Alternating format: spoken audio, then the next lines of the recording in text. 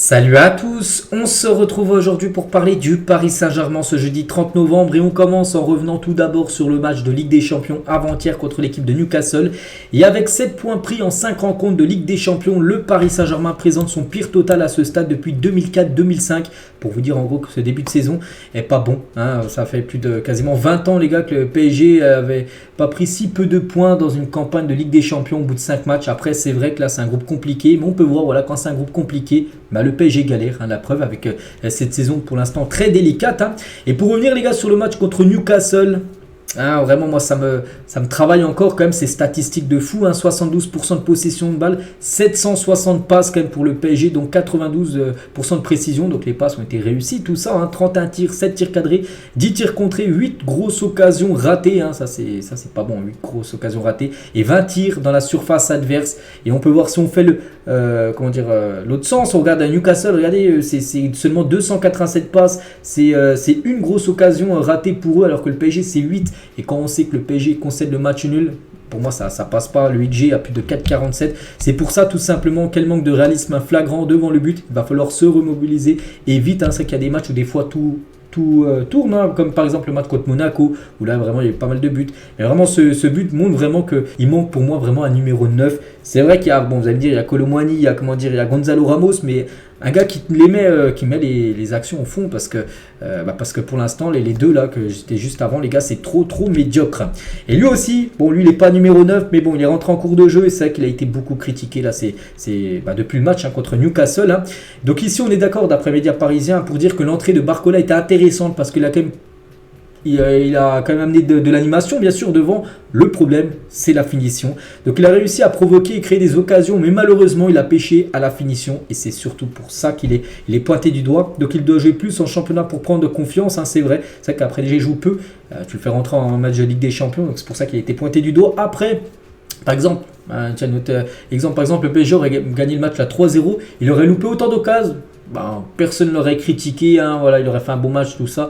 Mais vu que le PSG galérait à revenir au score, et là vraiment quand tu loupes les occasions, là ça ressort plus aux yeux. Vous avez compris que si le PSG gagnait 3-0, il aurait loupé 2 ou 3 occasions, on aurait dit pas grave. Mais voilà, c'est pour ça que là il était beaucoup critiqué, parce que le PSG ne menait pas dans le match et il fallait absolument marquer. Et vraiment quand tu loupes des occasions comme ça, ça passe pas. Et Daniel Riolo revient sur ses propos sur Barcola parce que à la fin du match mardi soir, il avait dit que c'était un agneau, tout ça.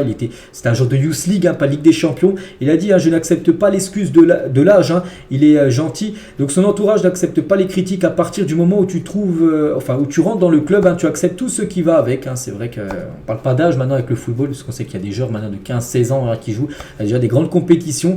Et c'est vrai que même s'il est jeune, Barcola aurait dû mieux faire, surtout dans la finition. Après, bien sûr, on ne va pas le critiquer et tout, mais voilà, on doit dire qu'il doit mieux faire lors des prochaines rencontres et on a encore bien sûr beaucoup de confiance en lui. Du côté de Barcelone, donc eux, pour eux c'est un scandale, le pénalty obtenu par le PSG, donc ils sont vraiment culottés les Barcelonais, et donc l'une des plus grosses erreurs de l'histoire de la Ligue des Champions, ils ont mis ça quand même, c'est un journaliste, Albert Ortega, un journaliste espagnol. Le PSG commet l'un des plus gros braquages de l'histoire de la LDC. C'est fou, n'oubliez pas que les gars, le PSG les gars n'a rien à voir, le penalty obtenu, mais c'est l'arbitre, on est d'accord, c'est les arbitres qui ont donné le penalty au PSG. Le PSG n'allait pas dire, Mbappé n'allait pas dire non, on va pas tirer le penalty parce qu'il touche le ballon avant avec sa poitrine et ça ricole, donc du coup il n'y a pas penalty. Le PSG on lui donne le péno, tu le tires bien évidemment. Donc voilà, en Espagne c'est le plus gros braquage de l'histoire.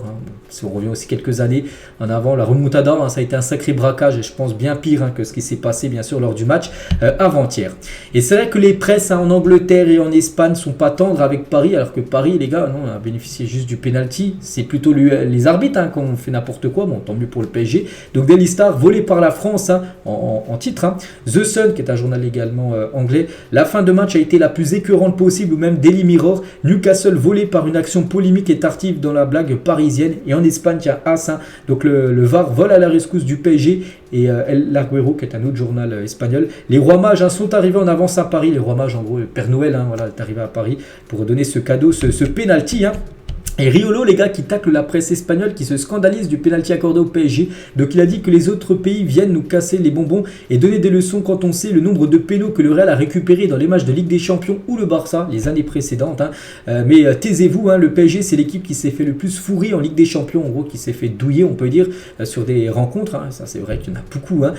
Donc ces 10 dernières années, et là il croque un malheureux pénalty alors que 10 minutes plus tôt il y en avait un sur la faute d'Hakimi. Là il y avait vraiment pénalty, là ça n'a pas été sifflé, ça aurait pu être un scandale. C'est qu'on en parle peu comme de ce pédo normalement qui aurait dû bénéficier le penalty, enfin le PSG plutôt, désolé.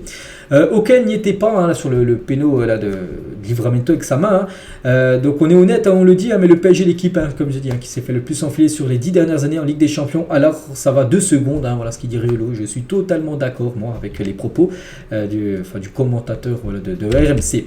Et c'est vrai, tiens, quelques retours en arrière sur des actions de PSG s'est fait douiller. Tiens, ce PSG Manchester United, Man Kimpembe de dos au but. Kimpembe, bon, après la main était un petit peu décollée, mais bon, ça se sifflait pas, ça à l'époque. Après, les règles ont été changées. Et du coup, ça fait penalty. Je crois que c'était Lukaku qui avait tiré, du coup, élimination du Paris Saint-Germain. Donc, PSG Newcastle, par exemple, comment dire, la faute d'Hakimi, c'est quand même aussi un scandale. Et par exemple, quand on entend la presse espagnole, le journal AS, qui est un journal madrilène, qui disent voilà, que le penalty c'est un scandale, tout ça. Par exemple, tu as regardé Rabiot, un coup c'était un PSG contre le Real. Bon, Ramos, tiens, c'est un joueur du PSG. Là, le ballon, les gars, on peut voir que Ramos, la main est décollée du corps. Donc là, il n'y avait pas eu penalty. Donc voilà, il y a quelques, des fois, trucs très suspects aussi du côté de l'Espagne, que le PSG, bien sûr, avait crié au scandale par rapport à ça. Donc voilà, quand on pense à ce qui s'est passé hier, c'est vrai qu'il faut aussi regarder dans l'autre sens. Bref.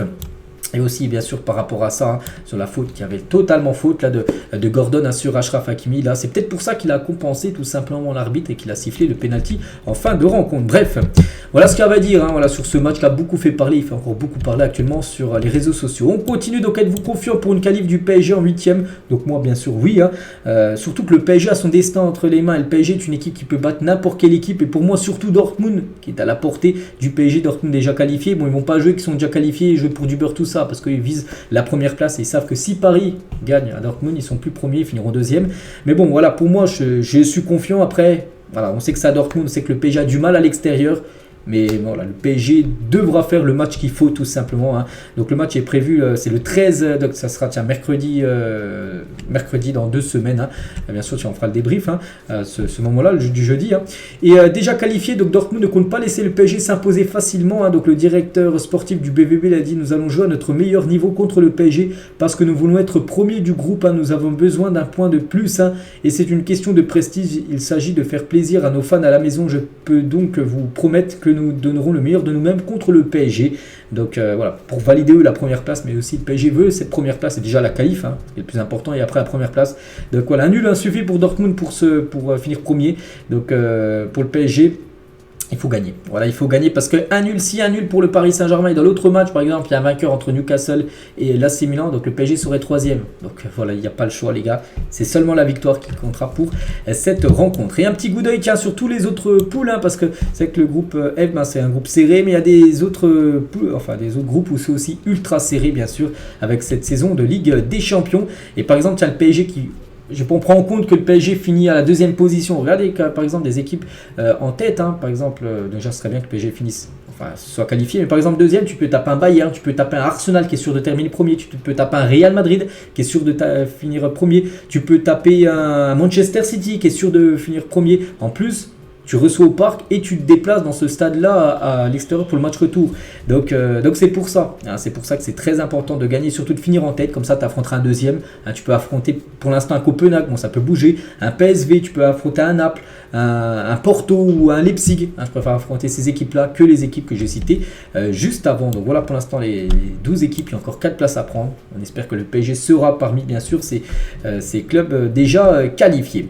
Et on finit, les gars, avec juste 2 infos. Tiens, c'est quelqu'un qui travaille sur France Bleu Paris. En gros, il a dit il est très très loin de ce qu'il doit proposer en parlant d'Mbappé. C'est l'homme fort de cette équipe du PSG et il n'a pas ce statut aujourd'hui en Ligue des Champions. Il doit être beaucoup plus présent et influent sur le jeu qu'il ne l'a été jusqu'à présent. Donc là, il revient par rapport au match. C'est Mbappé, il sauve le PSG avec ce but sur penalty. Mais dans le jeu, Mbappé, il n'a pas fait un bon match. Il a essayé beaucoup de fois de dribbler. Il est quasiment jamais passé. À chaque fois, il se faisait prendre le ballon. Donc c'est vrai que ça n'a pas été un super bon match de Kylian. Et on finit finit les gars avec la dernière info du jour, avec Milan Skriniar, et ça commence à poser également un gros problème, hein, parce que Skriniar c'est un seul duel gagné aérien sur 6. Comment dire, mardi. Pourtant Skriniar, je sais pas, il fait 1 mètre combien, je pense qu'il doit faire au moins 1m87, 88, hein, c'est quand même un sacré gabarit. Et il a gagné seulement un duel de la tête sur 6, c'est-à-dire il en a perdu 5 avec des autres joueurs de Newcastle. C'est pas possible, hein. Quand on ajoute aussi au manque de prise d'initiative avec ballon relance raté, hein, car emprunté techniquement, on sait que techniquement c'est pas ça, et à son incapacité à couvrir les grands espaces, hein, on a pu le voir un peu une faute, hein, qu'il fait sur Isaac qui prenait la profondeur, hein, il est très lent, hein, ça donne une prestation largement insuffisante, hein, comme pour Skriniar. C'est vrai qu'il joue actuellement parce qu'il y a pas mal de blessés, on sait que Kimpembe il est blessé depuis longtemps, là il y a Marquinhos qui est blessé, donc il joue, mais par exemple quand Kimpembe reviendra, quand il y aura Marquinhos, et par exemple tu amènes un autre décès en défense, je pense que Skriniar, les gars, il y aura des chances peut-être qu'il aille sur le banc parce que c'est pas assez ce qu'il montre, hein, depuis son arrivée au Paris Saint-Germain. Donc voilà les gars ce qu'il y a à dire aujourd'hui, j'espère que ça vous a plu, on se retrouve demain et on commencera à parler du match, je crois que c'est Le Havre, hein, le prochain match, ça sera en plus dimanche à 13h, hein, je crois que le déplacement du Paris Saint-Germain du côté du Havre. Allez, moi je vous souhaite un bon jeudi et à demain.